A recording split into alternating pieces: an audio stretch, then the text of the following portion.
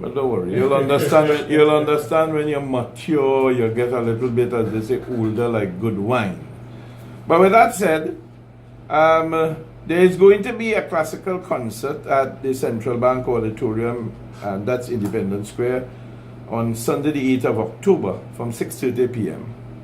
It's going to have classical violinists, and it's going to have a pianist, and it's also going to have some other persons, including vocalists. So it's going to be a concert where you would be able to, experience a little difference in musical style or genre. So you should go on down to this Central Bank Auditorium on Sunday, the 8th of October, from 6:30 p.m. and enjoy this classical concert. Kadeen Rai, Kasira Subar, and a pianist and some other vocalists who are going to be on show. Saying that, I had to bring back in the papers after speaking to you yesterday and hearing all of the gibberish that took place earlier on today with regards to this Petrotrin, including Franklin Can's sort of lame is the word, rational excuse or whatever. And I share Kevin's views from the point of view of a political party who is receiving small, large, medium, extra large, super, multi-million dollar donations, contributions. According to the jurisprudence, as they would say, or to the rules, regulations of legitimate business, is supposed to receive that money by some form. A check most likely would be preferred, because you would not expect that the person who's bringing the money will bring $2 million in cash, because that would be referred to as a suspicious activity. and under the law, if Camille Robinson Regis is called upon, no, but if you see again, laws, Kevin, it's like going to the gas station. The sign is there: do not leave your engine running, turn naked lights off. I am calling. Yeah. Well, it's a part of a law, it's a rule, it's a regulation, it's a responsibility. It's something that a driver must have the courtesy and respect for. Don't go to the gas station and tell the guy fill up the tank for me, my battery not working, so I'm leaving the car running. You idiots who work in gas stations as gas station people, go back historically and check back in Barataria what happened to the man that just went to tell the guy turn off the car, I believe. They had to lock up two of them. And as Kevin is saying this morning, we haven't heard anything yet about the prison break. We haven't heard anything yet about who was responsible. And now you're talking about getting some kind of contingent of people to sit to make a determination on something you should have already determined on. How long does it take a magistrate to carry these people who beat up the man in the gas station before the magistrate and charge them? How long? But the guy who stole Grubef. But they'll all be here for the when law opening just now. Yeah, but we understand. Listen to me. You don't understand. At the law opening ceremony, this is what is going to happen. After all the invocations and everything is said and done, then the whole thing will turn into la la la ti ti ti, la la la ti ti ti. The law term is now open. Let us do the same thing. La la la ti ti ti. Guilty persons go free. Let us see how the Chief Justice could handle the row between the politician and Marcia Aziza. All the cases can go on, but we do have no law. Oh gosh, man, come on now. I mean, at the end of the day, all the lyrics didn't rhyme as best as it could, but so does the law. Law is a stupid thing. Because in the end, those who are guilty, we continue to see them being very successful. I mean, let's get realistic. Some time ago, a particular person, together with his friend, got caught with some narcotics by the police. He comes from a very reputable family.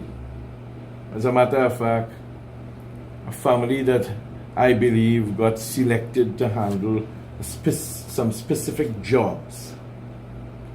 Now that case hasn't gone nowhere for the last maybe 6 years. All right? Another very prominent person coming out of the fold of another family is driving their car coming down the Cocorite Highway, somewhere in the vicinity of the hospital, collides with a human being, takes the life of the human being, and the matter is still dragging on through the magistrate's court. We haven't even gotten to the stage of anything yet. Still going through the process of whether they should go to trial or the case might be. We have other issues in the country where significant wrongdoing happens, and now we have Petrotrin sending out a letter saying that they have noted. If Kamla Prasad Bisesa did not bring that information to the knowledge of the population about this oil situation, you think Petrotrin would have jumped on the bandwagon?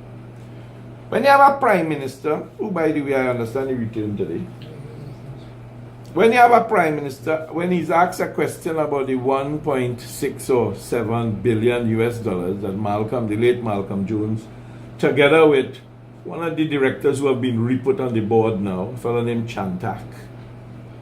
And then you have, of course, the man from the Arima Door Center now sitting on the board. I believe he's most likely putting himself in place for the finishing of the building on the main road side. So you're trying to say he's going to make sure he gets the contract? But at the end of the day, why do you go and sit on boards? Yeah.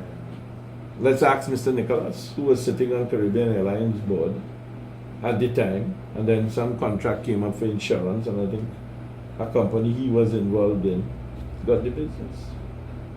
And then he hands a check over to Kamla Prasad Bisesa for a certain amount of money, but the company still lose money. So I mean, I really don't understand the economics. It just don't make sense to me.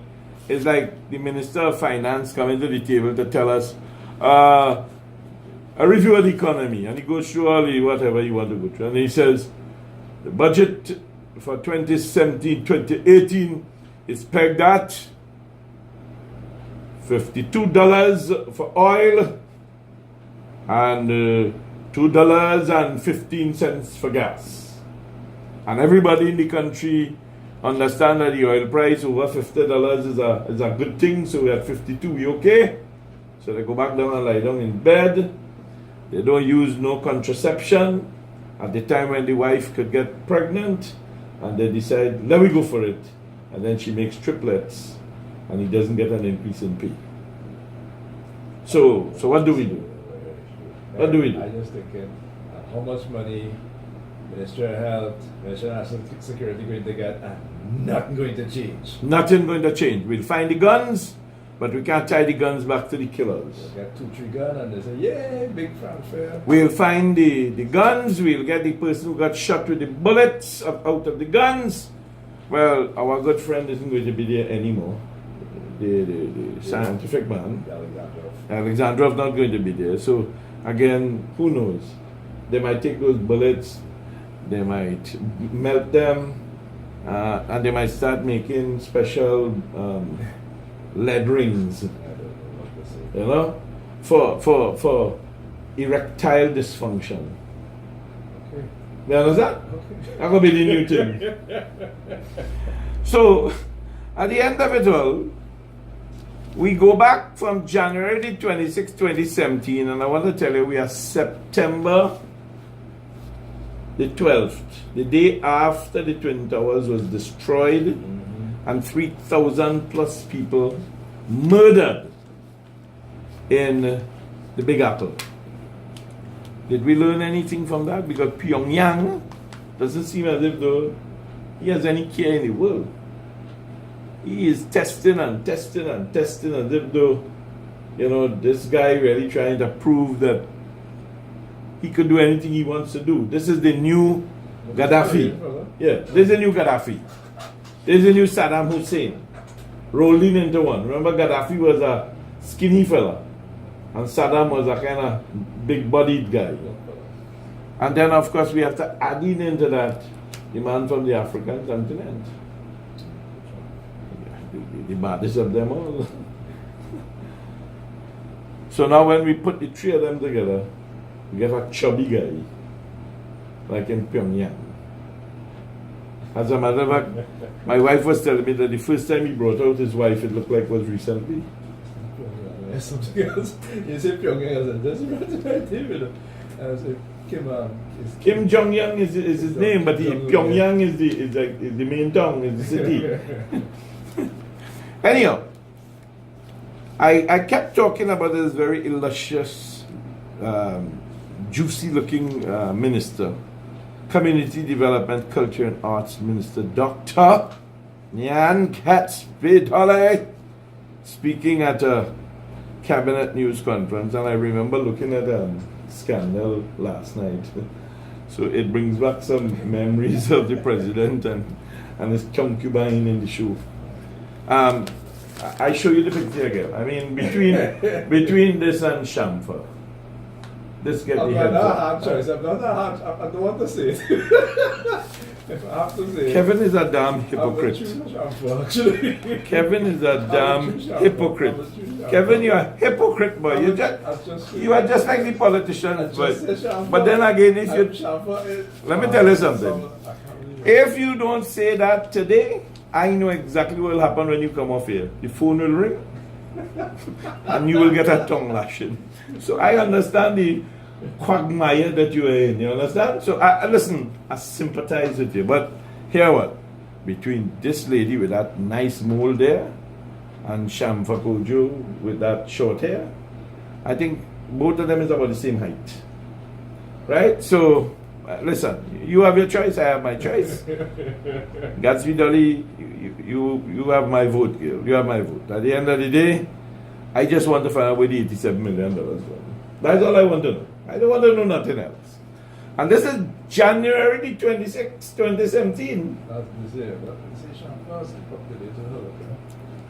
And what I cannot understand is why it is after all of this time, we still don't know what has happened with this money from Pan Trinbago. They keep beating up on Pan Trinbago. This poor Pan Trinbago don't know where the money is. Pan Trinbago have that problem year after. They don't know where the money gone. They get money from Pan Semis and they really want to hold on to it because they were so proud. Because they're not accustomed to having money for the rest of the year. The reality is that this issue of Petrotrin is not a today issue, people. My information, speaking to some foundation people who worked with Petrotrin, including some administrative people, is that the issues we are seeing now, people have told me we should go back and ask the question why it is that the former Prime Minister, who is now gone, we're talking about Mr. Manning, when the said gentleman who is now Minister of Energy, when he came in, why did the then Prime Minister make him the Minister of Works? Energy business is a lot of money. And if you don't understand how to handle it, it worries me about this Transparency International thing too with Hart. The difference in the money against the background of what Khan said and Hart confirmed was only about 8 million. But according to the reports that we have, the numbers according to what Kamla Prasad Bisesa presented, and I am only selling it the way I bought it. I got 5 lotto numbers from the people who called in. 4, you gave me 1 and I put 1, and we lost the hell. So if the information that has been purported, presented, documented, distributed, published is wrong, then it means to say, just like Emailgate, I got it from somebody, I did not make any additions to it. It did give the indication of a substantial amount of money. And here is what makes it even a little bit more strange. Petrotrin sent out a report, and I'll get the copy and I'll read it for you in a little while, indicating that they are investigating the matter. I spoke to a gentleman last night who is involved, or was involved, sorry, in the oil business. And I was asking him, why is it so complicated to tie back these numbers? All of the oil that comes to Trinidad, whether purchased from another source or we mine it out of the ground of Trinidad, Tobago, or the ocean, has to go into one repository for processing. I do not know if there is another refinery that is operational. I know the last time we talked about it, the guy called and said there were three refineries, and he was right. But there's only one operational refinery in Trinidad and Tobago today, as Petrotrin. And the oil is coming from Trinma, which belongs to Petrotrin, BP or BG, which are those multinationals that are winning the oil, and private people like the one that they spoke about. And I think it's like 50,000 barrels a day. Right? 50,000 barrels a day. So the surplus oil is being bought for. Trinidad is a refinery country. Yes. So now that these oil prices are as cheap as they are, the cost of refining products are still within world price orders. Trinidad and Tobago, if the efficiency of the plant, which is where they must be putting their attention, is optimized, then the country could get rid of its debt. Because we are not paying $140 for a barrel of oil and selling gas for $2.25. We're paying $45 to $50 for a barrel of oil, 1/3 the cost, and selling the gas for $2.75. So we still now supposed to be able to be making money. Now I don't understand the people at Petrotrin. I don't understand the people in the ministry. Correct. And then if the cost of doing business is not in synchronization to international standards, then the unions have to bite the dust. You understand? It's just like Bro, you have to get a job. It's just a like real job. It's just like broadcasting. Broadcasting has two sides. One side is that it requires human beings. The next side is that you can automate it. So if tomorrow, please God, things went to the point where for some reason or the other everybody in Trinidad evaporated, then we can go on the internet and program the radio station to do everything it's supposed to do without any human being here. The people in extraterrestrial areas. Anyway, people, Transparency International receives funding from a range of donors, including government agencies, multilateral institutions, foundations, the private sector, and individuals. Questionable receivership of money can happen. You can't ask where you getting money from. And if you give me money, I can say what I want in favor of you. Just say it. Just say it. They're not infallible or untouchable as you think. They are. They come under their own subject of transparency. They might not be so transparent after all. If Franklin can, when he's asked, did you receive any money from this institution? And he says he doesn't know. Transparency International could say the same thing. Yeah. Because Transparency International is there as a face, and if their funding in order to keep them operational is coming from a donor that has some sort That's of quite opaque. and has some kind of cocoa in the sun, what do you expect? 6289595. When we come back after these messages, when we come back, we open the phone lines and we get your views about this whole Petrotrin thing. Remember yesterday, the majority of you were right. I am proud of you. The society of the future will depend on what is right. So the second thing you have to follow through today on, knowing that you are aware, is if you had to make a decision in the interest of the country, and you had to make it based on fact, or you had to make it based on your perception as the boss, the prime minister, whoever, which one would be the correct one? The perception or the fact? We'll be back. All right, people. It is now 11:45. Give it the time check courtesy of Omega XL.